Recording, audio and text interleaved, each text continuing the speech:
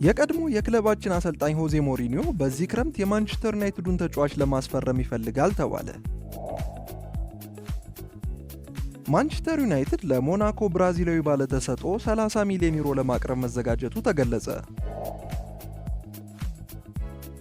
አሊያንድሮ ጋርናቾ ማንቸስተር ዩናይትድን እንደሚለቅ ተረጋግጧል። ማንቸስተር ዩናይትድ የኤቨርተኑን ዶሚኒክ ካልቨርት-ሉዊን በነፃ ለማስፈረም ወደ ዝውውር ፉክክሩ መግባቱ ተዘገበ።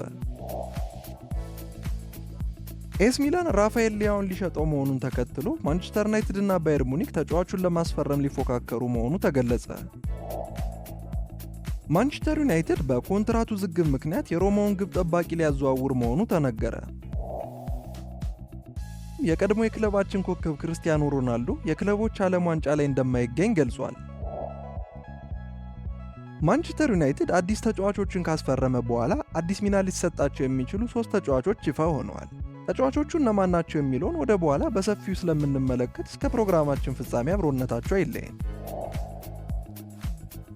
አድማጭ ተመልካቾቻችን እንደምን ቆያችሁ? እንደተለመደው ክለባችን ማንቸስተር ዩናይትድ ላይ የሚያጠነጥኑ መረጃዎችን ይዘንላችሁ ቀርበናል። ከላይ በመግቢያችን ከጠቀስናቸው አርዕስተ ዜናዎች በተጨማሪም ወደ ውስጥ ሰፋ ያሉ መረጃዎችን ይዘናል። ከእናንተ የሚጠበቀው ይህንን ቻናል ሰብስክራይብ በማድረግ ቤተሰብ እንድትሆኑ ብቻ ነው። ከዛ በተጨማሪም ይህንን ቪዲዮ ላይክ በማድረግ ፕሮግራሞቻችን ብዙ ሰው ጋር እንዲደርስ እንድታደርጉ እንጠይቃለን። ማንቸስተር ዩናይትድ ለሞናኮ ብራዚላዊ ባለተሰጥኦ 30 ሚሊዮን ዩሮ ለማቅረብ መዘጋጀቱ ተገለጸ። ማንቸስተር ዩናይትዶች የሞናኮን የቀይ መስመር ተከላካይ ቫንደርሰንን ለማስፈረም በዝግጅት ላይ ይገኛሉ። በጠንካራ የመከላከልና የፖዚሽን ግንዛቤ የሚታወቀው ቫንደርሰን በሊግ 1 ከሚገኙ ጎበዝ የመስመር ተከላካዮች አንዱ ሆኖ ብቅ ብሏል። ብራዚላዊ በዋነኝነት የሚጫወተው በቀኝ ተከላካይነት ሲሆን በተቃራኒ መስመር መጫወት ይችላል። ባለፈው ውድድር ዘመን ለክለቡ ባደረገው 41 ጨዋታዎች 2 ግቦችን ሲያስቆጥር 5 አሲስቶችን በስሙ ማስመዝገብ ችሏል። በ2022 ከግሬሚዮ የፈረመው የ23 ዓመቱ ተጫዋች እስከ 2028 ድረስ ከክለቡ ጋር የሚያቆየው የኮንትራት ውል ቢኖረውም ሞናኮ ግን በዚህ ክረምት ሊሸጠው እንደሆነ ተዘግቧል። እንደ ፊጃችስ ዘገባ ከሆነ ዩናይትዶች የተከላካይ አማራጫቸውን ለማጠናከር ቫንደርሰን ላይ አይናቸውን አስቀምጠዋል። ቀይ ሰይጣኖቹ የተጫዋቹን ፊርማ ለማግኘት 30 ሚሊዮን ዩሮ ለማቅረብ ተዘጋጅተዋል ተብሏል። የስፔኑ ጋዜጣ ሞናኮ የዩናይትድን ሐሳብ ለመቀበል በቁም ነገር እያጤነ ነው ሲል ዘግቧል። ተጫዋቹ የመውጣት እድሉ ከፍተኛ በመሆኑ የሊግ 1 ክለብ ክፍተቱን ለመሙላት መፍትሄ ለማግኘት ከወዲሁ እየፈለጉ ነው ተብሏል። ዩናይትዶችም የሞናኮን ኮከብ ለማስፈረም ስምምነቱን ለመጨረስ እየሰሩ እንደሆነ ተዘግቧል። ውድ ተከታታዮቻችን ወደ ቀጣይ መረጃዎቻችን ከመሸጋገራችን በፊት ይህንን ቪዲዮ ላይክ እንድታደርጉት እንጠይቃለን። አድማጮቼ ይቺ ትንሽ ነገር ከእናንተ የሚሰጠን ማበረታቻ ስለሆነ ላይክ እያደረጋችሁ እንድታበረታቱን እንጠይቃለን። ከዛ በተጨማሪም ቤተሰቦቻችን የት አካባቢው ናችሁ እንደምትከታተሉንና ስለምናቀርባቸው ዜናዎች እንዲሁም አጠቃላይ ስለ ፕሮግራሞቻችን ያላችሁን ሀሳብ ወይም ጥያቄ በኮሜንት እንድታጋሩን እንጠይቃለን። እኛም በተቻለን አቅም ጥያቄዎቻችሁን ለመመለስ እንሞክራለን ማለት ነው። ወደ ቀጣይ መረጃዎቻችን እንለፍ። ማንቸስተር ዩናይትድ የኤቨርተኑን ዶሚኒክ ካልቨርት-ሉዊን በነፃ ለማስፈረም ወደ ዝውውር ፉክክሩ መግባቱ ተገለጸ።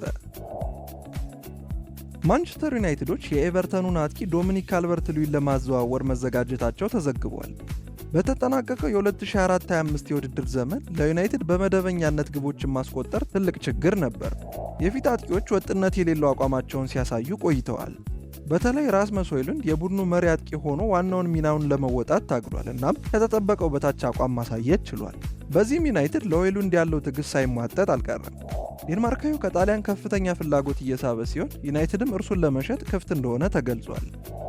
ዩናይትዶች የመጀመሪያ አጥቂ ምርጫቸው የነበረው ሊያም ዴላፕ ቸልሲን ለመቀላቀል በመምረጡ አሁንም አዲስ አጥቂ በማፈላለግ ላይ እንዲሆኑ አድርጓቸዋል። ከዩናይትድ ጋር እየተገናኘ ያለው ሌላው ተጫዋች ቪክተር ኦሲማንም ለሳውዲው ፕሮ ሊግ ቡድን አልሂላል ለመፈረም ተቃርቧል። በዩናይትድ ራዳር ላይ የተጠቀሱ ሌሎች ስሞች ቪክተር ጊዮከረሽ፣ ቤንጃሚን ሼሽኮ፣ ዣን ፊሊፔ ማቴታ እና አሁን ላይ ደግሞ ካልቨርት-ሉዊን ተጨምሮበታል። ዘ ፒፕልስ ፐርሰን ባወጣው ዘገባ ዩናይትድ በዚህ ክረምት በነፃ ወኪልነት ይገኛል ተብሎ የሚጠበቀውን ካልቨርት-ሉዊን ለማዘዋወር እያሰበ እንደሆነ አመልክቷል።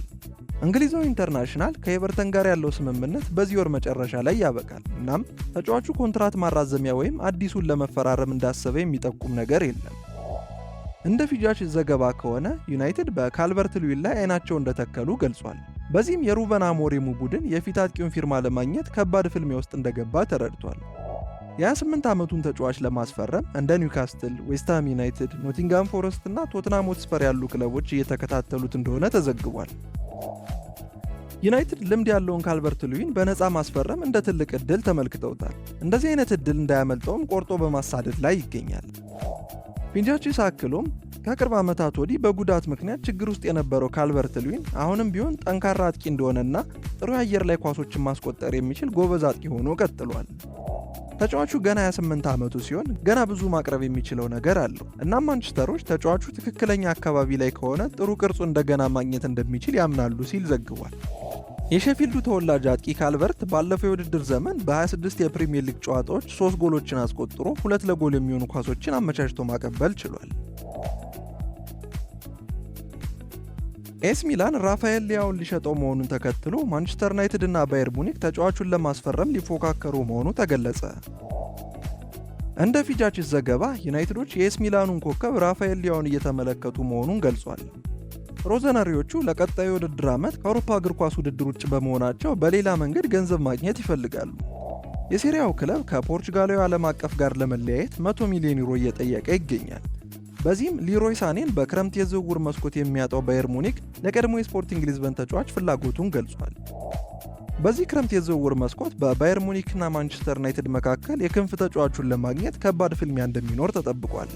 ሁለቱም ክለቦች የኤስ ሚላኑን አጥቂ ለቀጣዩ የውድድር ዓመት የአጥቂ መስመራቸውን ለማጠናከር ቁልፍ ተጫዋች አድርገው ያዩታል። እናም ፊርማውን ለማግኘት ከወዲሁ ንግግር ጀምረዋል። ክለቡ ኤስ ሚላንም በተጫዋቹ ላይ ያለውን ፍላጎት ስለሚያውቅ ከ100 ሚሊዮን ዩሮ ባነሰ ዋጋ ሊለቀው ፈቃደኛ አይደለም።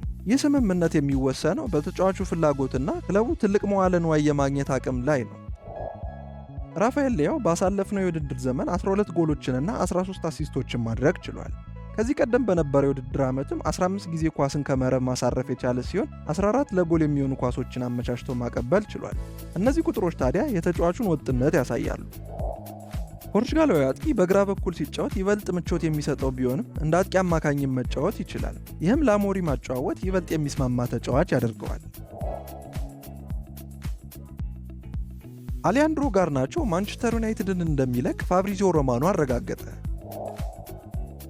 አሊያንድሮ ጋርናቾ ማንቸስተር ዩናይትድን በዚህ ክረምት እንደሚለቅ እርግጠኛ ቢሆንም አሁንም በፕሪሚየር ሊግ ሊቆይ ይችላል ተብሏል። 3 የፕሪሚየር ሊግ ክለቦች የተጫዋቹን ፊርማ ለማግኘት ከፍተኛ ፍላጎትን አሳይተዋል። ዩናይትዶች የአውሮፓ ሊግ ዋንጫን በማንሳት ወደ ቻምፒዮንስ ሊግ ለመግባት እድሉን አግኝተው ነበር። ነገር ግን የፕሪሚየር ሊግ አቻቸው ቶትናም ሆትስፐር በሳን ማሜንስ ስታዲየም 1-0 በማሸነፍ ክለቡን በቀጣይ ዓመት ያለ አውሮፓ እግር ኳስ የውድድር ዘመኑ እንዲገፋ አድርጎታል። ጋርናቾ በዚህ የውድድር ዘመን 11 ጎሎችንና 10 ለጎል የሚሆኑ ኳሶችን አስመዝግቧል። ይሁን እንጂ ወጥ ያልሆነ ያጨራረስ ብቃቱና በተቃራኒ ቡድን የሜዳ ክፍል ላይ ያለው ውሳኔ አሰጣጡ ብዙ ደጋፊዎች እንደሚያበሳጭ ይታወቃል። ጋርናቾና ማርከስ ራሽፎርድ ባሳዩት ደካማ አቋምና ለራሳቸው ባላቸው ከፍ ያለ ግምት ምክንያት ታህሳስ ወር ላይ ዩናይትድ ከከተማ ተቀናቃኙ ጋር በነበረው ጨዋታ ከቡድን ተቀንሰው ነበር። ከዛ በኋላም ራሽፎርድ ወደ አሞሪም ቡድን መመለስ ተስኖት በውሰት ወደ አስቶን ቪላ የተላከ ሲሆን ጋርናቾ ግን የአሰልጣኙን እምነት በድጋሚ በማግኘቱ ወደ ቡድኑ ተመልሶ ነበር። ይሁን እንጂ ከወራት በኋላ ጋርናቾ በአውሮፓ ሊግ የፍጻሜ ጨዋታ የተቀያሪ ወንበር ላይ መቀመጡ እንዳላስደሰተው በመግለጽ ከክለቡ ሊለቅ እንደሚችል ፍንጭን ሰጥቷል። በዩናይትድ አስተዳዳሪዎችና ተጫዋቾች ላይ ጥቃቅን መረጃዎችን በማነፍነፍ ታዋቂነትን ያተረፈው ወንድሙም ማህበራዊ ሚዲያው ላይ ለጋርናቾ የተሰጠው ደቂቃ በቂ እንዳልነበር በመግለጽ አሞሪምን ተችቶት ነበረ። በቅርቡ ታዲያ አሰልጣኙ ጋርናቾን በዚህ ክረምት አዲስ ክለብ እንዲፈልግ እንደነገረውና አገልግሎቱ በኦልድ ትራፎርድ እንደማያስፈልገው ነግሮታል ተብሏል። ዘ ፒፕልስ ፐርሰን እንደዘገበው በተጫዋቹ ተናዶ የነበረው አሞሪም ጋርናቾን ከተጫዋቾቹ ፊት አንድም ክለብ እርሱን ለማስፈረም ከመጣ እድለኛ መሆኑን ነግሮታል። ምንም እንኳን ቀጣይነት ያለው አለመግባባት ቢኖርም ጋርናቾ ክለቡ ለድህረ የውድድር ዘመን ጉብኝት ወደ እስያ ሲጓዝ በቡድን ውስጥ አብሮ ተካቶ ነበረ። እንደ ፋብሪዞ ሮማኖ ገለጻ ኢኒዮስና አሞሪም ጋርናቾ በዩናይትድ ያለው ጊዜ እንዳበቃ ተስማምተዋል ብሏል። ሮማኖ በኤክስ ገጹ ላይ እንዲህ ሲል ጽፏል። አሊያንድሮ ጋርናቾ ማንቸስተር ዩናይትድን እንደሚለቅ ከተጫዋቹም ከክለቡም በኩል ተረጋግጧል። ከባየር ሊቨርኩሰንና የጣሊያን ክለቦች ፍላጎት ቢኖርም ተጫዋቹን በፕሪሚየር ሊግ ያሉ 3 ክለቦች መፈለጋቸው በዛው እንዲቆይ ሊያደርገው ይችላል ሲል ጽፏል። ሮማኖ ጋርናቾን የሚከታተሉትን የፕሪሚየር ሊግ ክለቦች ስም ይፋ ባያደርግም በሴሪያው ግን ናፖሊና ጁቬንቱስ በካሪንግተን አካዳሚ ምሩቅ ላይ ፍላጎት ያላቸው ቡድኖች እንደሆኑ ይታመናል። የቀድሞ የክለባችን አሰልጣኝ ሆዜ ሞሪኒዮ በዚህ ክረምት የማንቸስተር ዩናይትዱን ተጫዋች ለማስፈረም ይፈልጋል ተባለ። ቀደም ባሉት ዓመታቶች የጄደን ሳንቾ ስም ከአህጉሪቱ እጅግ በጣም ጥሩ ችሎታ ካላቸው ወጣት አጥቂዎች አንዱ ሆኖ በመላው አውሮፓ የሚያስተጋባበት ጊዜ ነበር። አሁን ላይ ግን ይህ ሰው ማንቸስተር ዩናይትድ መፍታት የማይፈልገው እንቆቅልሽ ሆኗል። እንደ ፉትቦል ትራንስፈር ዘገባ ከሆነ የሞሪኒዮ ፌነርባቼ የ25 ዓመቱ አጥቂ ላይ ፍላጎት እንዳለው ገልጿል። በቼልሲ የተዳከመ የውሰት ቆይታ ያሳለፈው ሳንቾ ስለ ወደፊት ሕይወቱ ግልጽ ባልሆነ መንገድ ወደ ኦልድ ትራፎርድ ተመልሷል። ሰማያዊዎቹ ውሉን ቋሚ ለማድረግ ለማንቸስተር ዩናይትድ 5 ሚሊዮን ፓውንድ እንደከፈሉ በትልልቅ ሚዲያዎች ሳይቀር ተዘግቧል። ሪፖርቱ ሳንቾ ከአሞሪም እቅድ ጋር የማይጣጣምና በዝውውር መስኮቱ ሊሸጥ መሆኑን ይገልጻል። በዚህም ተጫዋቹ ወደ ኢስታንቡል ሊያቀና ይችላል። የቀድሞ አሰልጣኛችን ሆዜ ሞሪኒዮ ፌነርባቼን ተረክበው ቡድኑን በአዲስ መልክ እየቀረጹ ይገኛል። የቱርክ ጋዜጣ ሚሊየት እንደዘገበው የፌነርባቼ ባለስልጣናት የዝውውር ንግግሮችን ለማድረግ በማንቸስተር ይገኛሉ ብሏል። ይህም በራስ መተማመንና አቋሙን ዳግም ለማግኘት ለሚፈልገው ተጫዋች ምክንያታዊ መዳረሻ ሊሆን ይችላል። ሳንቾ እንደገና ለመገንባት ፈቃደኛ ከሆነ እንደ ሞሪኒዮ ያለ የተጫዋች አቅም እንዴት መመለስ እንደሚችል የሚያውቅ አሰልጣኝ ጋር መስራቱ ይበልጥ ይጠቅመዋል። ሞሪኒዮም ከቅርብ ዓመታት ወዲህ ሳንቾ የጎደለውን አማካሪ ሊሆንለት ይችላል ተብሏል። ይህ በእንዲህ እንዳለ ፌነርባቼ ራንዳል ኮሎሙዋኒን እና ሌሮይ ሳኔን ጨምሮ ሌሎች ከፍተኛ ስም ያላቸውን ኢላማዎች እያሳደዱ ይገኛል። ማንቸስተር ዩናይትድ አዲስ ተጫዋቾችን ካስፈረመ በኋላ አዲስ ሚና ሊሰጣቸው የሚችሉ 3 ተጫዋቾች ይፋ ሆነዋል። ክለቡ የብሪያን ሙቤሞን ፊርማ ካጠናቀቀ በኋላ ቢያንስ 3 የማንቸስተር ዩናይትድ ተጫዋቾች ሚና እንደሚቀይሩ ተገልጿል። ዩናይትዶች ለካሜሩናዊ የክንፍ አጥቂ የመክፈቻ ጥያቄያቸው ውድቅ ቢደረግም ብሬንትፎርድ በመጨረሻም ከ60 እስከ 65 ሚሊዮን ፓውንድ የሚደርስ ገንዘብ እንደሚቀበል ፋብሪዞ ሮማኖ ገልጿል። የ25 ዓመቱ ተጫዋች ከማቲያስ ኩና ቀጥሎ የዩናይትድ ሁለተኛ የክረምት ግዢ ይሆናል ተብሎም ይጠበቃል። ይሁን እንጂ የማንቸስተር ዩናይትድ ዋና የማጥቃት ማሻሻያ እዚህ ላይ አላበቃም። ኢኒዮስ ከኢንተር ሚላን ጋር የተገናኘውን ራስመስ ሆይሉንድን የሚተካ አዲስ የመሃል አጥቂ ለማስፈረም እየሞከረ ይገኛል። በክለቡ ለመቆየት ከተዘጋጁት መካከል ታዲያ አንዳንዶቹ በኩንሃና ሙቤሞ መምጣት በቀጥታ ሊጎዱ ይችላል። ማንቸስተር ኢቭኒንግ ኒውስ ለአዲስ ሚናዎች የተዘጋጁትን 3 ተጫዋቾችን ለይቷል። በዚህም ዋነኛው አማድ ዲያሎ ነው። አማድ በአሞሪም 3-4-2 አሰላለፍ የቀኝ አጥቂ አማካኝ ተጫዋች በመሆን ጥሩ ጊዜን አሳልፏል።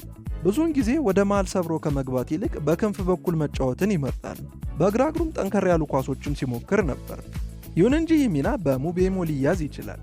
ስለዚህ የ2 ዓመቱ ወጣት ወደ ኋላ በመሳብ የቀኝ ክንፍ ተከላካይ ሊሆን ይችላል። ይህን ሚና ታዲያ ከዲያጎ ዳሎ ጋር ይጋራል። ሁለቱ ተጫዋቾች ለቀኝ ክንፍ ተከላካይ ሲሽቀዳደሙ ኑሴር ማዝራዊ በዚህ ቦታ ላይ የመሰለፍ ዕድል ስለማይኖረው የሞሮኮ ኢንተርናሽናል እንደ ቀኝ የመሃል ተከላካይ መሰማራቱ አይቀርም። ይህም ቀደም ሲል ማዝራዊን በዚህ ጥልቅ ሚና ውስጥ ማስገባት እንደሚመርጥ ለተናገረው አሞሪም ምቹ ለውጥ ነው። በመጨረሻም ኩናና ሙቤሞ ከአጥቂው ጀርባ ይጫወታሉ ተብሎ የሚጠበቅ ሲሆን በዚህም ብሩኖ ፈርናንዴስ ከሁለት ተቀያሪ የመሃል አማካኞች መካከል የአንዱን ቦታ እንዲይዝ ያደርገዋል። የማንቸስተር ዩናይትዱ ካፕቴን በመጀመሪያ የአጥቂ አማካኝ ቦታ ላይ የሚጫወት ሲሆን በዚህ የውድድር ዘመን ግን በአሞሪም ስር እንደ ማዕከላዊ አማካኝ ሲጫወት ምንም አይነት ጉድለት አላሳየም ነበር።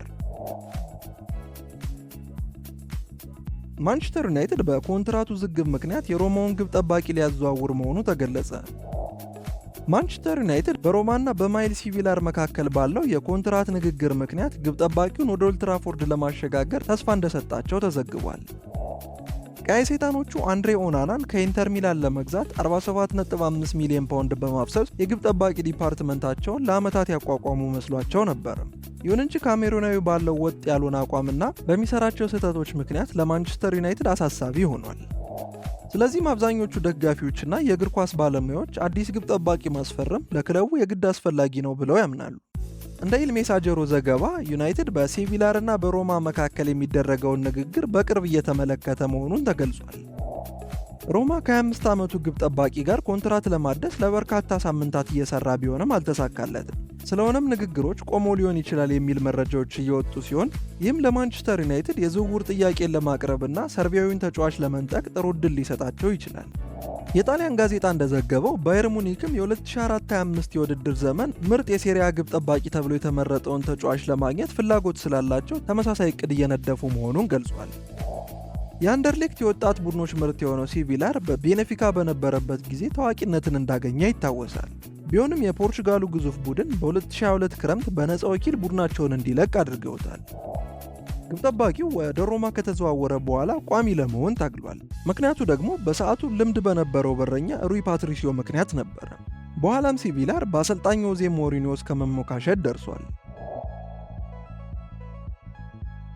የዝውውር ጥያቄዎች ቢቀርቡለትም የቀድሞ የክለባችን ኮከብ ክርስቲያኖ ሮናልዶ የክለቦች ዓለም ዋንጫ ላይ እንደማይገኝ ገልጿል።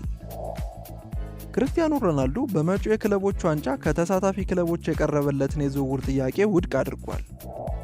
የዓለም እግር ኳስ አስተዳዳሪ ፕሬዚዳንት ጂያኒ ኢንፋንቲኖ በዚህ ዓመት መጀመሪያ ላይ የቀድሞው የማንቸስተር እና የሪያል ማድሪድ ኮከብ አልናስር ወደ ክለቦች ዓለም ዋንጫ ማለፍ ባለመቻሉ በውድድሩ ላይ ሊሰለፍ እንደማይችል ጠቁመዋል።